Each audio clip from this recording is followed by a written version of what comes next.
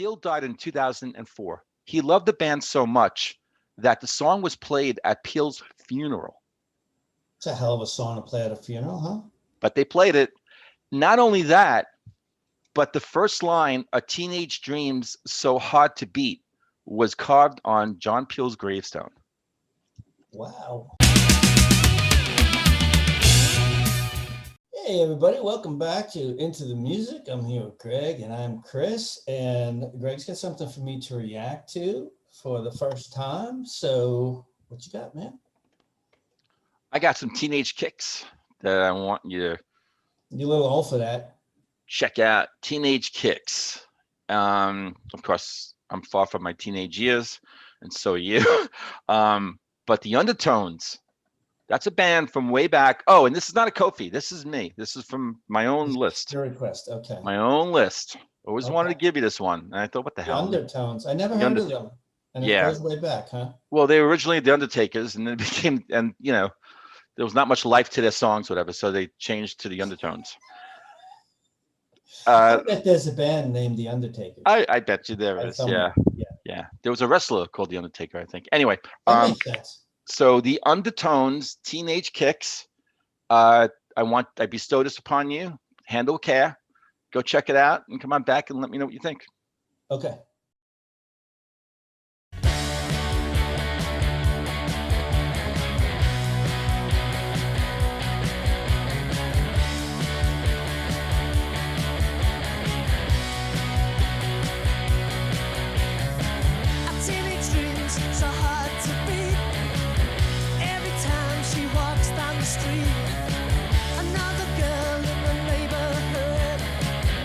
She was mine, she looked so good. I wanna hold her tight. Get teenage kicks right through the night. I'm gonna call her on the telephone. Have her over 'cause I'm all alone. I need excitement, oh I need it bad. And it's the best I've ever had. I wanna hold her tight. Get teenage kicks right through.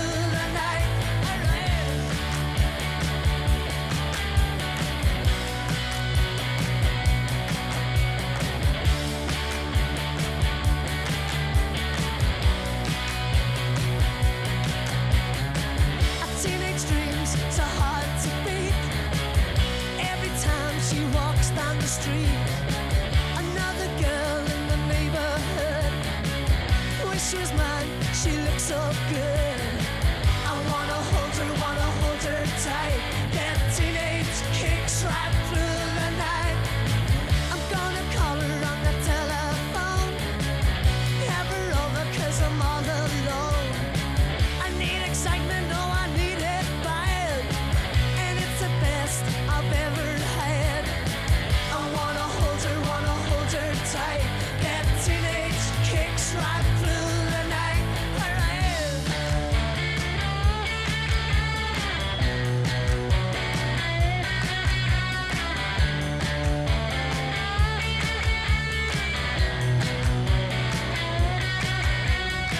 I wanna hold her tight.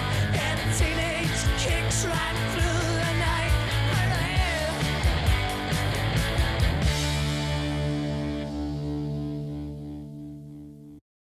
Hey man, did you get a kick out of that song? I did, but you really think that's one I had to handle with care? Such a delicate song. Well, when I say that, because it's coming from my own list. That's why. All right, I'll go easy on you. Let me ask you.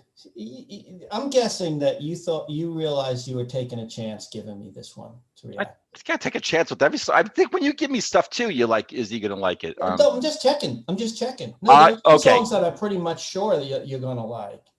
And all right, if I had, I know I'm really taking a chance. We just did a reaction video where I think I was being very bold and I was going to bet $1 on something, So I'm gonna bet $5 on this one. Oh, wow. $5. I'm going really crazy, line, I'm putting like the mortgage. The mortgage. Yeah, $5. You got a really low mortgage if that has an impact. Yeah, the interest rates were crazy when we got the house. Yeah. Anyway. Yeah. Refinancing. All right, yeah, no. All right, if I had to have a percentage, like, yeah, I would probably say that I'd be shocked if I'd be surprised if you didn't like the song. Okay. Well, I like the song. It's so there's not much I can say about the lyrics because I'm pretty sure I know what it's about. It's about getting teenage kicks. The song was extremely short, man. It was like under 2.5 minutes, I think, Yeah, right? yeah, Which makes me guess it was like late 70s or so, maybe early 80s. Also by the video. right. Uh, Um, what year yeah, was it? 1970, 78. Okay, now okay, good. Now, what I'm wondering, and I'm assuming you recognize this, was that the ascending and descending transitions between the chords, just like the Blondie song, one way or another. Didn't Oh, know? wow. Okay. Exactly like it. Dun, dun, dun, dun, da, da, da, da, da, da. Yeah. Yeah, okay. Yeah. Now, oh, okay. So I'd have to look into like when did the Blondie song come out, which was around the same time, I believe. Well, let me do that right now. And that was released 1978. Same year. Okay. I'm wondering when in 78 though. Um, yeah, okay, hold on. That was September 1978. This song was June 1978. So this one beat that one. Yeah. Damn, And Blondie's a rip-off artist, I tell you. and this was a huge hit, especially I think in the UK. It's funny. I knew the name of this song, and I knew it was popular, but I had never heard the song before. That's really let me just do something one way or another. You know what's really interesting is that in 2013, um, one way or another, in parentheses, Teenage Kicks is a cover recorded by English Irish boy band One Direction. Hmm. One That's Direction, right? Okay. yeah. Wow. So they combined the two. I don't know. I don't, It's interesting. but why did they do that? Yeah. It's a medley of Blondie. Yeah. It's a Wow. Chris, Okay. very Yeah, that makes observant. sense because one can go right into the It's a other. medley of Blondie's One Way or Another and the Undertones Teenage Kicks, both originally released in 1978. That's really interesting, man. You are spot on, man. Yeah, it jumped out to me right away. But then again, the bands could have acknowledged that they were doing each other's stuff, right? I mean, we don't know. Who knows? Who Right. knows? That's really interesting. I would Um, imagine somebody at the time pointed that out to them. well, yeah, I Not mean, that it's really the defining part of the song, but it might just stand out so much to me because it reminded me of the other song. It might not sound so integral to the song to somebody else who doesn't know the Blondie song, who doesn't know the Blondie song. yeah. It's really interesting though, because in June 1978, the band Blondie entered the record plant in New York. Record plant is their studio they went into to record their third album. Um, yeah, And they were next door to the recording room where what's his yeah, band again? The Undertones are in. They're the like, Undertones. hey, let's do that. They got Yeah, the ears against the no, wall. the Undertones were like somewhere in England or somewhere. Yeah, absolutely. So I know you're joking around, but yeah. So I would probably sort of point towards the Undertones being the originators of the Mhm. sound. Yeah. June 1978. So let me give you a little bit of history here. Um, and I'm going to go to, um, Also, the singer sounded familiar to me. So tell me who that is if I'm onto something there. okay, this is from Wiki. The Undertones are a rock band. So they formed in Derry, Northern Ireland in 1974. Yeah. And they existed their first go around 1975 to 1983. And they were made up of Feargal or Feargal, Feargal, Shockey. He did the vocals. He's the That's a guy. hell of a name. He's the guy singing, right? John O'Neill, rhythm guitar and vocals. John O'Neill wrote the song. Damian O'Neill, his brother, lead guitar and vocals, and Michael Bradley bass vocals. Oh, and Billy Doherty drums. Much of the earlier Undertones material drew influence from punk rock and new wave. They incorporated elements of rock, glam rock, post-punk into the material, and with also the band actually cited soul and Motown as the influence for a lot of their songs as well. They released 13 singles and 4 studio albums between 1978 and 83 before the lead singer Sharkey announced his intention to leave the band in May 1983. And when he did that, the band decided to break up. And so, and then in 1999, the Undertones reformed with a new singer, Paul McLoone. They actually, from what I understand, went to Sharkey, gave him first shot to come back and said no. And they remain a band to this day. Although I don't think they have, the success that they did that first go around. So with that said, so it was in June 1978 that the band recorded their debut 4-song EP, Teenage Kicks, on a budget of only £200. And what happened is that £200. Wow, yeah, that's not much. Yeah, not a lot, right? Back in that day, though, it might have been a lot. It's still not. It still was kind of, yeah. Well, they went ahead, and my understanding is that they sent their recording. I don't know if it was the whole EP or just that one song, but they sent it to John Peel. So John Peel was he was a very popular British DJ at the time. He was very well respected in Britain and influential in the music industry. And upon hearing the song, he raved about it, and he would play it often on his show.